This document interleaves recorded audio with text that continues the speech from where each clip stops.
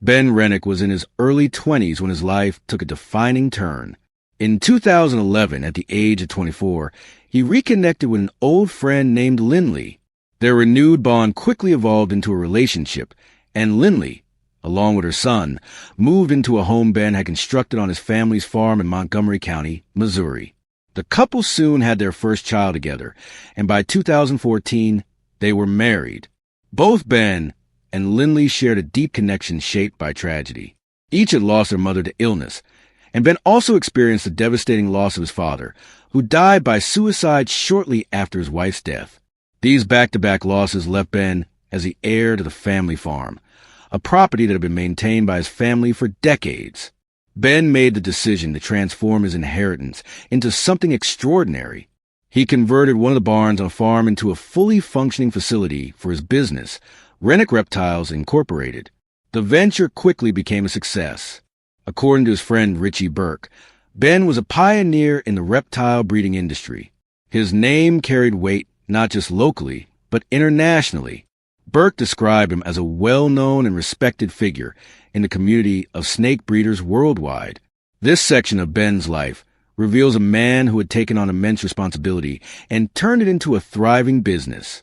He had built a family, faced hardship with resilience, and earned recognition for his work.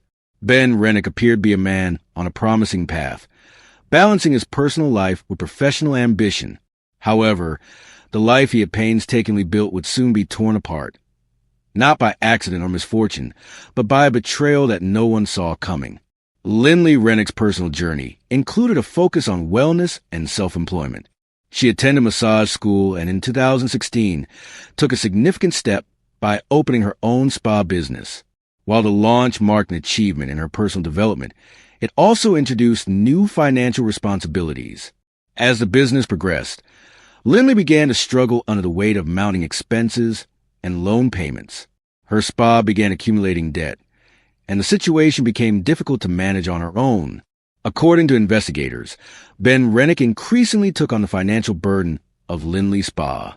He began paying many of the bills to keep the business afloat. This ongoing financial support created visible tension in their marriage. The once strong connection between the two began to erode, strained by resentment and frustration. Lucas Geisler, a reporter with ABC 17 News, explained that the financial pressure formed a significant wedge in their relationship. What once had been a supportive partnership was now marked by conflict. As their marriage deteriorated under economic strain, Lindley's personal life became more unstable.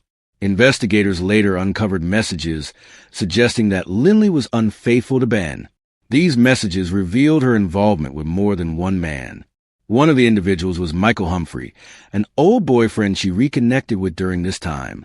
Another was Brandon Blackwell, with whom she began a sexual relationship just days before the murder.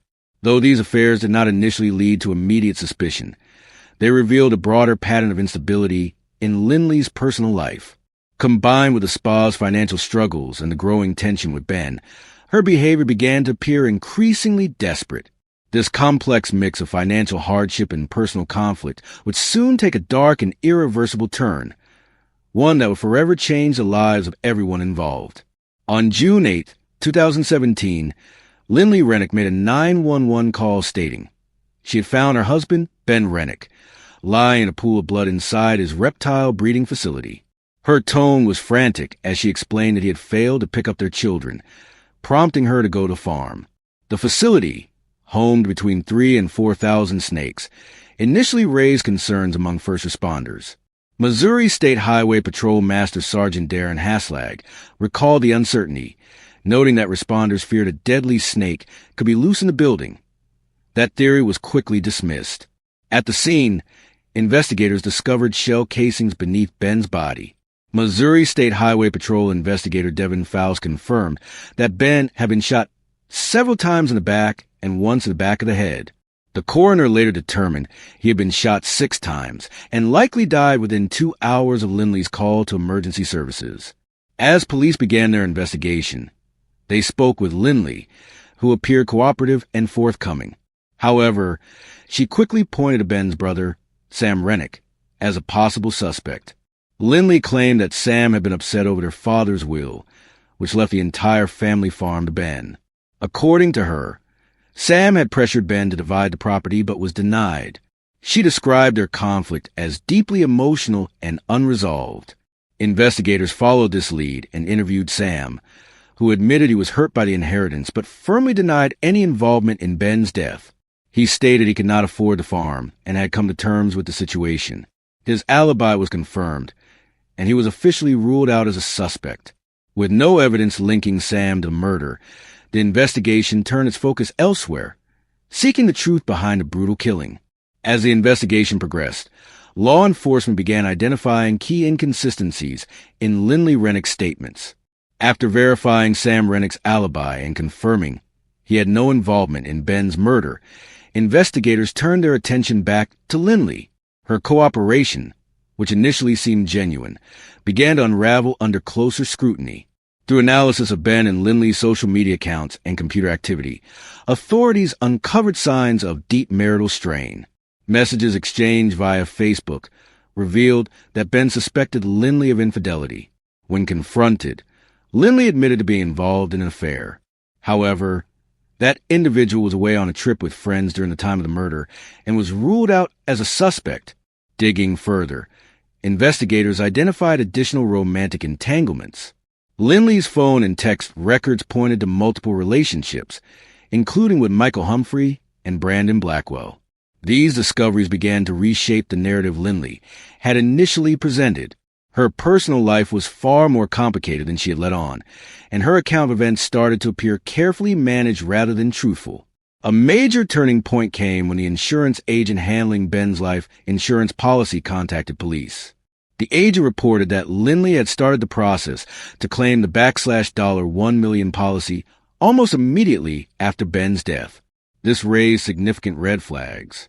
Authorities also learned Lindley was attempting to sell both the family farm and the reptile business just weeks after the murder. Her urgency to liquidate assets added to growing suspicions.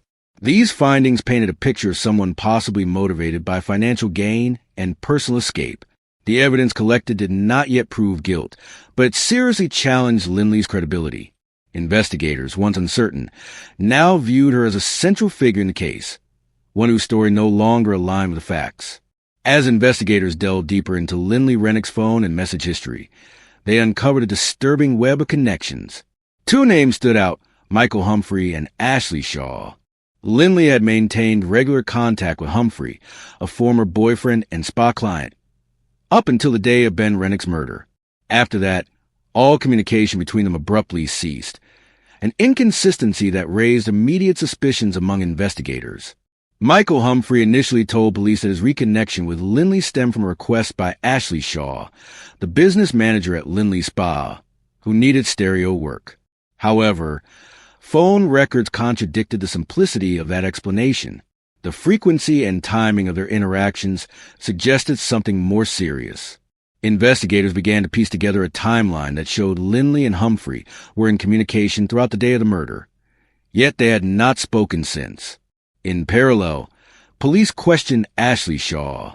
When pressed, Shaw admitted that she had helped Lindley obtain Percocet in an earlier attempt to poison Ben Rennick, a plan that had failed just a week before the shooting.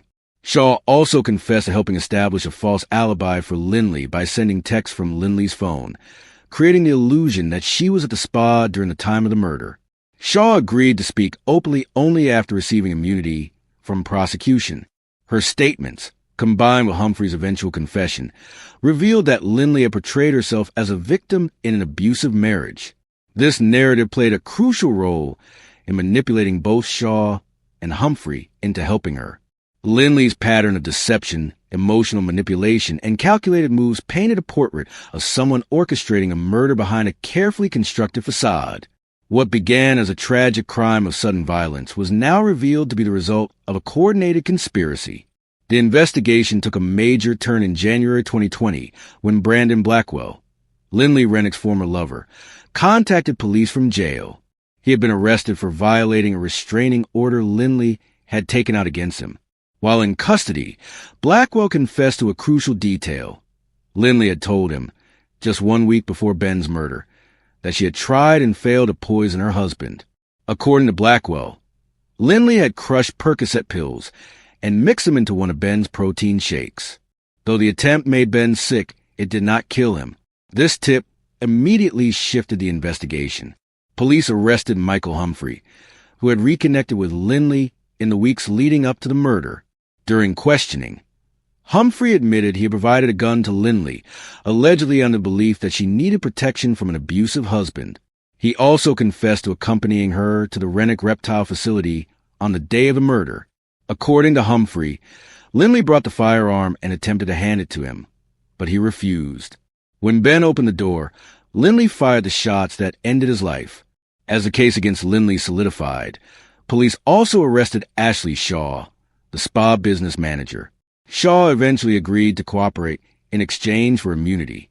She confirmed Blackwell's and Humphrey's accounts, adding her own involvement. She had acquired the Percocet used in the failed poisoning attempt and helped establish an alibi for Lindley by managing text communications on her behalf during the murder. Together, these confessions formed the foundation of the prosecution's case. Each person's account aligned with the digital evidence and timeline police had compiled, turning a once frustrating investigation into a fully realized picture of premeditation and coordinated deception. The legal proceedings began with Michael Humphrey's trial in October 2021. During the trial, Humphrey admitted to being present at the scene, but insisted that Lindley was the one who pulled the trigger. Prosecutors argued that regardless of who fired the gun, Humphrey knowingly participated in a premeditated murder plot. The jury found him guilty of first-degree murder, and he was sentenced to life in prison without the possibility of parole. However, after his conviction, Humphrey agreed to cooperate further with investigators. He testified against Lindley Rennick and helped authorities locate the murder weapon, which had been discarded following the crime.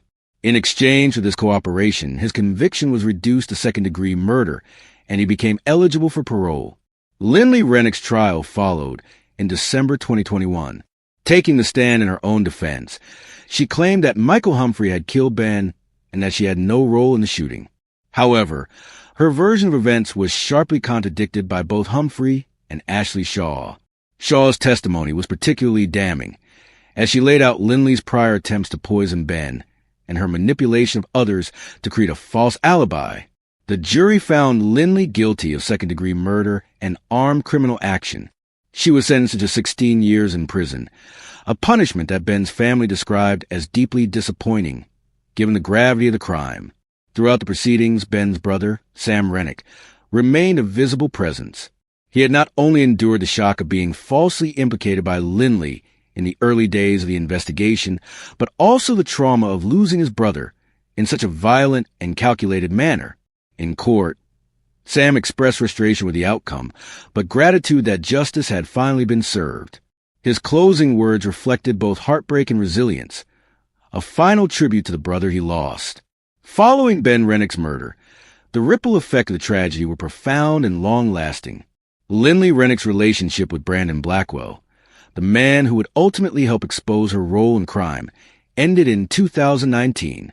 The relationship dissolved under a cloud of conflict and legal trouble, culminating in Blackwell filing a restraining order against her. By this point, the damage to Ben's legacy was already unfolding. Lindley sold the Rennick family farm not long after Ben's death, erasing a legacy that had taken more than 40 years to build. The property, once a symbol of generational pride and entrepreneurial success, was no longer in the Rennick family's hands. She relocated to Columbia, Missouri, taking her children with her. This move severed the family's roots in New Florence and left behind a community still grappling with the shock of the crime. Sam Rennick, Ben's brother, struggled to process both the personal loss and the dismantling of the family's heritage. He had not only lost a sibling, but also witnessed the collapse of everything their parents and grandparents had worked to create.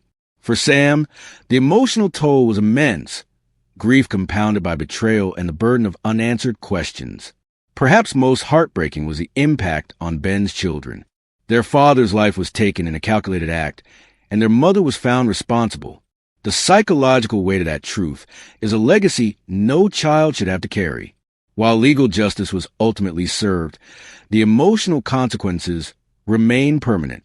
In the end, Ben Rennick's story is remembered not only for the shocking nature of the crime, but also for profound loss of a devoted father, a respected entrepreneur, and a life full of promise brought to a senseless end